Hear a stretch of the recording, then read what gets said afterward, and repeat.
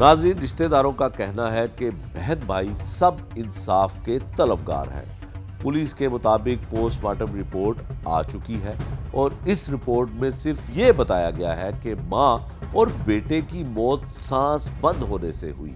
Police का कहना है कि ज्यादती वाला मामला पोस्टमार्टम रिपोर्ट में नहीं आया। अब हम आपको दिखाते हैं वो मोहल्ले वकूअ जहां से मकतूला अपने बच्चों के लिए चीज लेने गई थी और वापसी पर उसकी लाश कूड़े के बॉक्स से मिली। आइए सुनते हैं इस हवाले से मामू और दुकानदार क्या कहते हैं।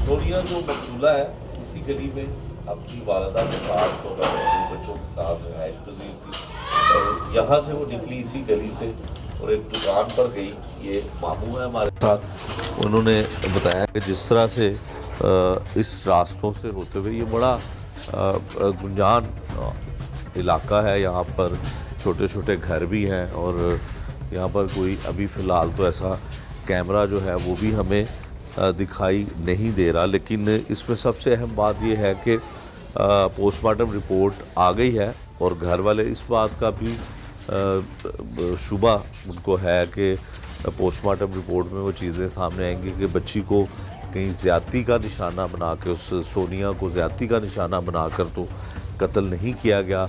इन पहलुओं पर भी तफ्तीश होनी चाहिए। ये वो रास्ता हम आपको दिखा रहे हैं, इर्द गिर्द के मोहल्ले वकूअ दिखा रहे हैं जहाँ से वो अपनी बच्चों को, बेटी को और बेटे को चीज़ दिलाने के लिए लेकर जाती थी। उस दुकान तक हम आपको लेकर चलते हैं। भाई ये बताएं कि ये भी एक शुबा हो सकता है कि आपके फैमिली के लोग कह रहे थे कि कहीं उसको ज़्यादती करके कत्ल ना किया गया हो, कोई ये पहलू पे बात हुई पुलिस से? क्या कहती है पुलिस? सुनने में यही आया है, वो कह रहे हैं कि इसके साथ पहले ज़्यादती की है। ये 4 बता रहे हैं कि 4 लोग थे, अच्छा, ज़्यादती की है और बाद में उसे मार दिया गया। अच्छा, तो अभी तक कोई पता नहीं चला। गुजारिश यही है कि हमें ना जो से जल्द इंसाफ मिलना चाहिए बस। यकीनन।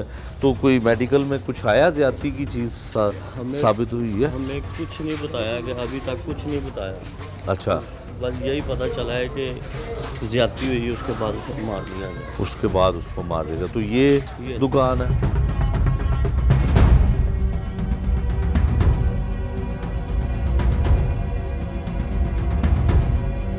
सोनिया जो इनकी भांजी थी अक्सर आती थी यहाँ पे? नहीं, वो अपनी अम्मी के साथ आती थी, कभी कभी आते, डेली नहीं आते थे, 2-3 दिन के बाद आती थी मेरे पास। अच्छा, तो उस दिन क्या कौन आया साथ उसके साथ? कोई ना, एक बच्चा था, उसने उठाया हुआ था अपना बेटा। अच्छा, उसके साथ को आई थी रात को 8:30-9 का टाइम था। ठीक है। ये 10 रुपये वाली टॉफियाँ लेके गई हैं मेरे से। अच्छा, तो इधर थी तो मैं अंदर बच्चों को सौदा देने लग पड़ा हूँ। अच्छा, तो उसका नहीं पता वो इधर को गई है, इधर को, इस चीज़ का मुझे नहीं मालूम। तो अक्सर बच्चों की चीज़ वीज़ लेने आपके पास भाइयों के साथ आती थी, कभी अम्मी के साथ, कभी अपने शोहर के साथ, कभी अपने बड़े भाई के साथ, कभी उनके साथ भी आती नहीं है। कभी नहीं होता है, दिन को ज़्यादा आती थी के लिए, मसलन कोई भी आटा घी वगैरह लाना होता, फिर दिन को वो अकेली आती थी शाम के टाइम में 3-4 बजे के बाद। तो उस दिन कोई उसके चेहरे पे कुछ ऐसा? नहीं सर, मेरे इधर बच्चे थे खड़े हुए, मैंने इतना ख्याल नहीं किया, तो मैं अपने इधर सौदा देने लग पड़ा, तो फिर वो चलेगी इधर। ठीक है, बस यही बात है। चले। ये वो दुकानदार थे जिसके पास वो अपने बेटे के साथ आई और 10-20 रुपए की कुछ चीज़ें जो है वो लेकर गई और ये टाइम भी वही बताते हैं। लेकिन यहाँ से वो वापस अपने घर की जानिब गई या आगे गई, इनको कुछ नहीं पता। यकीनन उस वक्त दुकान पे रश होगा, कोई इस चीज़ का ख्याल नहीं रख सके। लेकिन ये बताते हैं कि अक्सर अपने भाइयों के साथ या अपनी वालिदा के साथ वो सोनिया यहाँ पर आती थी। अब हम आपको वो कूड़ेदान दिखाते हैं जहाँ पर उसकी बोरी बंद माँ बेटे की जो है वो लाश मिली। वो अब आपको उस जानिब लेकर चलते हैं। आओ जी।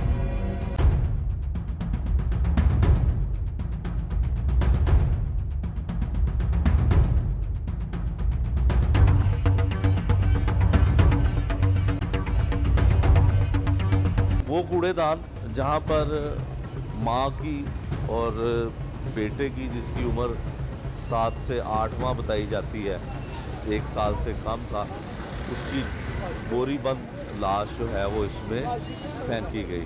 तो आए ये वो कूड़ेदान है जिसमें लोग अपना कचरा फेंकते हैं घर का। अच्छा ये बताइएगा भाई कि इधर थी डेड बॉडी? बताया जा रहा है कि इधर से निकली है, यहाँ पे सुबह गाड़ियाँ आई हैं, यहाँ से उठा के ले गए मनावे वाली साइड पे जहाँ से वो बरामद हुआ। अच्छा, इधर से जो कूड़ा यहाँ से ट्रक उठाते हैं सुबह आके, जी जी तो वह उसमें बोरी में थी? जी, दोनों एक ही? जी, एक बोरे में थे, वाइट कलर का बोरा था। जब वो इधर से उठा के ले गए, उधर जाके पता चला है कि उधर से बरामद हुई है। फिर उन्होंने पुलिस वालों ने कॉल की है, फिर ठीक है। पता चला कि ये वो कूड़ेदान है जी, यहाँ पे माँ और बेटे की लाश जो है वो एक बोरी बंद उस पर था, बोरी थी जिसमें दोनों की लाशें बांधी हुई थी, और यहाँ से वो जब डंपर उठाकर लेकर गया 2 को FIR होती है और 10/2 को रात के 1:10 पे ये FIR रिकॉर्ड होती है। वकूआ होता है 7/2 का, सॉरी। अब इसमें जो सबसे बड़ी नेग्लिजेंसी मैं समझता हूँ वो मकतूला के घर वालों की भी है। उनको फ़ौरन पुलिस को रिपोर्ट करना चाहिए था, क्योंकि जब कोई ऐसा ड्यूअल होमिसाइड केस होता है उसमें पुलिस का समझ एक हाई प्रोफाइल केस उसको काउंट करती है। तो इसमें जो मकतूला के जो वारसान हैं उनकी भी थोड़ी सी नेग्लिजेंसी ज़रूर समझूंगा कि उन्हें जब 3 दिन उनकी बहन या बेटी घर नहीं थी तो उन्हें पुलिस को इसमें इतला देनी चाहिए थी। अब 3 दिन बाद जब आप देखेंगे कि 3 दिन बाद डिसअपीयरेंस ऑफ एविडेंस है वो काफ़ी हद तक हो जाती है। जो भी इसमें आप कह लें एक्यूज्ड है, वो जिस जगह पे उसने माँ और बेटे को मार के कत्ल करके बोरी में बंद करके फेंका है, वो उस जगह से बड़ी अच्छे से वाकिफ़ होगा। अगर ये लोग बर वक्त पुलिस को इतला देते हैं तो हो सकता था कि उस वक्त जो एविडेंस है, जो सर्कमस्टेंशियल एविडेंस है, उसको काफ़ी हद तक बचाया जा सकता। लेकिन जो मेरी नज़र में इस वक्त जो सूरत हाल है वो ये है कि जो सर्कमस्टेंशियल एविडेंस है वो काफ़ी हद तक मुतासर हो चुके हैं, और पुलिस को इसमें जो वाहिद रास्ता है ही सर्कमस्टेंशियल एविडेंस है, क्योंकि ये एक ब्लाइंड स्पॉट मर्डर है। प्रोसिक्यूशन को सबसे बड़ी दुश्वारी जो सामने आती है वो आती है पुलिस की इन्वेस्टिगेशन की वजह से। जब पुलिस की जो इन्वेस्टिगेशन है अगर वो सही तरीके से नहीं होगी तो प्रोसिक्यूशन को अपना केस सही तरीके से अदालत में पेश नहीं कर सकता। पुलिस अगर अच्छे तरीके से इन्वेस्टिगेट करे मामलात को वाइडली स्प्रेडली अच्छे तरीके से, तो फिर मेरा ख्याल है कि प्रोसिक्यूशन अपने केस को अदालत में अच्छे तरीके से पेश करता है। मोस्ट ऑफ द केसेस में देखा यह जाता है कि पुलिस की जो तफ्तीश में खामियां होती हैं उस वजह से प्रोसिक्यूशन का केस कमज़ोर होता है, मुल्ज़मान को उसमें फ़ायदा हासिल होता है। हमारी पुलिस जो खास तौर पर लाहौर पुलिस है, इसमें काफ़ी एक बहुत काबिल लोग भी मौजूद हैं, ऑफिसर रैंक के भी काबिल हैं, और इवन के कांस्टेबल रैंक के लोग भी बड़े काबिल मौजूद हैं।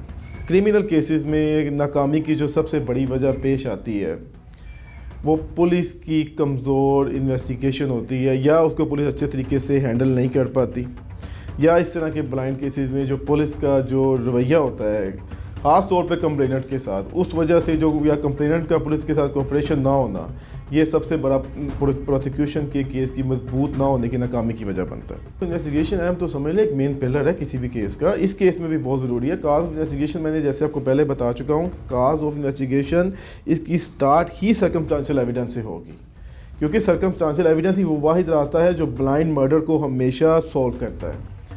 इसमें बड़ी अहम चीज़ें देखना पड़ेगा कि क्या वहाँ से पुलिस ने उस इलाके को अच्छे से सील किया या नहीं किया, और उसके बाद पुलिस ने उस इलाके में जो तमाम लोग थे उनके उनके मोबाइल नंबर्स, उनका जियो फोरेंसिक वगैरह किया या नहीं किया।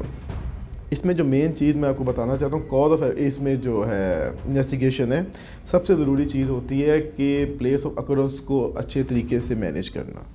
प्लेस ऑफ अकरेंस अगर मैनेज आपकी इस केस में अगर प्लेस ऑफ अकरेंस मेरा नहीं ख्याल कि पुलिस को अच्छे तरीके से मैनेज की है। अगर पुलिस ने अच्छे तरीके से इस प्लेस ऑफ अकरेंस को मैनेज किया होता या उसको सील किया होता, उसमें से इसके जो हमारी पंजाब फॉरेंसिक लेबॉर्ट्री है उसकी मदद ली होती, या उसके देखें अगर एक मैं आप थोड़ी सी बात को थोड़ा सा इसमें वाइंड अप करना चाह रहा हूँ कि जो लोग जिसने आके डेड बॉडी को फेंका है वहाँ पे, उसके पाँव के निशान भी होंगे। उस चीज़ को पुलिस को अच्छे तरीके से सील करके पंजाब फॉरेंसिक लेबॉर्ट्री की मदद लेके उसका अच्छे से फोरेंसिक ऑडिट करवा के इस केस को मेरा ख्याल था बेहतर तरीके से हैंडल किया जा सकता था। लेकिन मुझे अभी तक जो नज़र आ रहा है वो इस केस में पुलिस की तफ्तीश काफ़ी हद तक नाकाम साबित हो रही है।